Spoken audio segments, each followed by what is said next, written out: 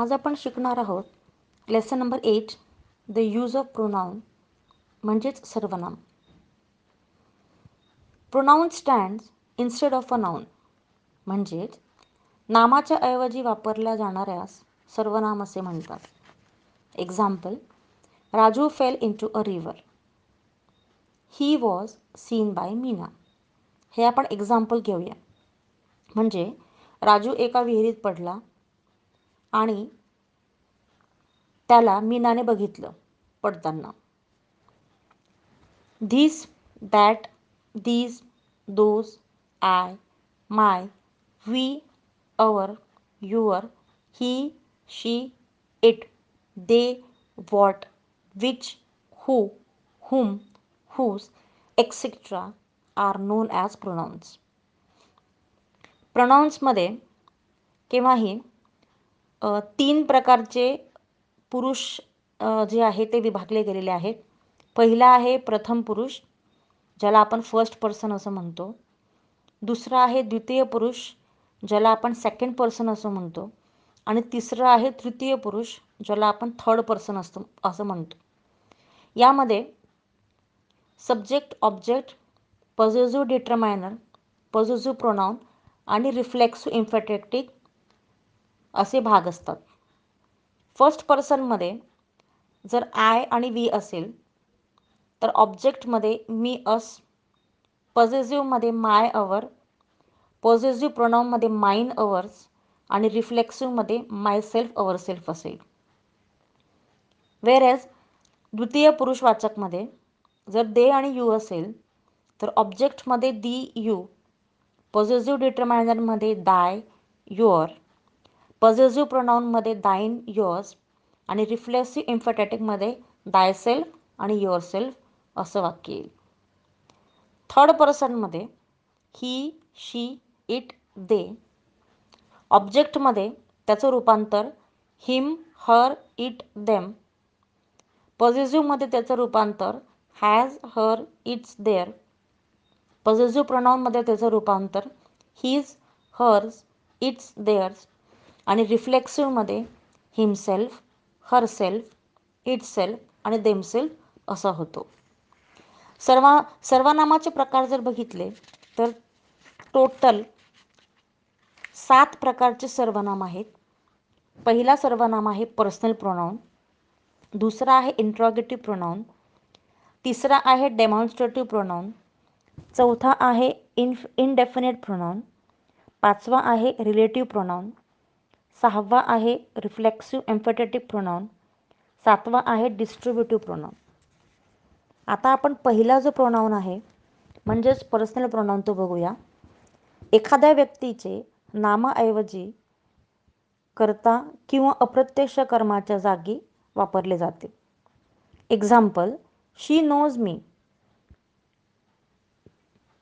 म्हणजे नामाच्या ऐवजी शी हा शब्द डायरेक्टरित्या वापरला गेलेला आहे. दुसरं आहे example, they run slow on the ground. या ठिकाणी कुठल्याही व्यक्तीचं नाव न घेता सरळ दे या सर्वनामाचा वापर झालेला आहे.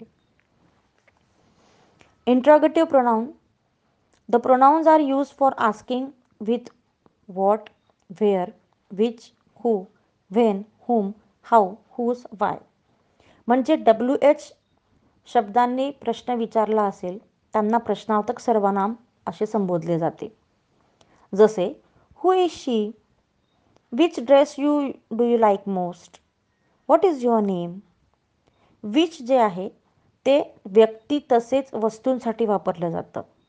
व्हॉट हे फक्त वस्तूंसाठी वापरलं जातं. हू इज शी हे व्यक्ती ओळखण्यासाठी वापरलं जातं आणि व्हॉट इज शी म्हणजे व्यक्तीच्या व्यवसायासाठी वापरलं जातं. डेमॉन्स्ट्रेटिव्ह प्रोनाउन तिसरा भाग आपण बघूया.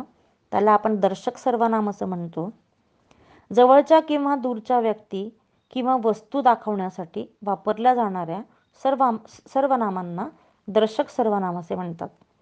म्हणजे this, that, these, those, such as. This आणि दॅट हे एकवचनेसाठी वापरतात. दीज आणि दोज हे अनेक वचनेसाठी वापरलं जातं आणि धीस आणि दीज हे जवळच्या वस्तूंसाठी दर्शवण्यासाठी वापरलं जातं.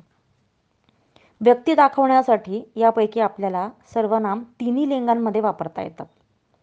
दर्शक सर्वनामांनंतर लगेच नाम येत नाही हे नेहमी लक्षात ठेवायचं. दर्शक सर्वनाम व दर्शक विशेषण यात फरक आहे.